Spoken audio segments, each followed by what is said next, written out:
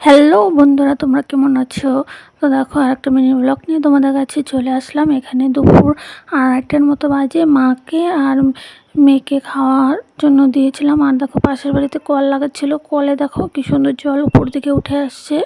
এটাই বোঝা যায় যে কলটা ফিল্টার হয়েছে কিনা, কলটা ভালো জল পাচ্ছে কিনা লেয়ারটা।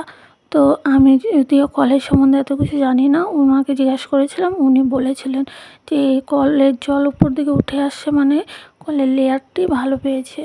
তো যাই হোক, হাতটা এখন একটু সাবান দিয়ে ধুয়ে নিচ্ছি, কারণ না হাতের মধ্যে মাথায় একটু তেল দিয়ে দিয়েছিলাম। ওই তেলের গন্ধটা না খাবারের মধ্যে গেলে খুব বাজে লাগে।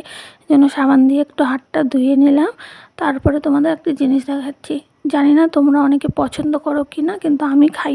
তো এটা আছে কাঁঠাল। এঁচোড় বলে না, এঁচোড় পাকলে এমন হয়ে যায়।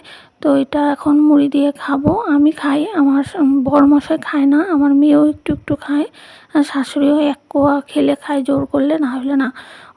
এটাও তাদের কাছে বলে গন্ধ করে গা দিয়ে, শরীর দিয়ে। তো আমরা তো যেহেতু খাই। আর এদিকে মার জন্য চা বসিয়ে দিচ্ছি, সাথে আমি এটাও খেয়ে নেবো। মাকে চা মুড়ি দিব, আর আমি এটা দিয়ে, কাঁঠালটা দিয়ে মুড়ি দিয়ে খাবো। তো তোমরা দেখো কাঁঠালটা কি সুন্দর হয়েছে। বেশ একটা রসও নেই, বেশ একটা খুব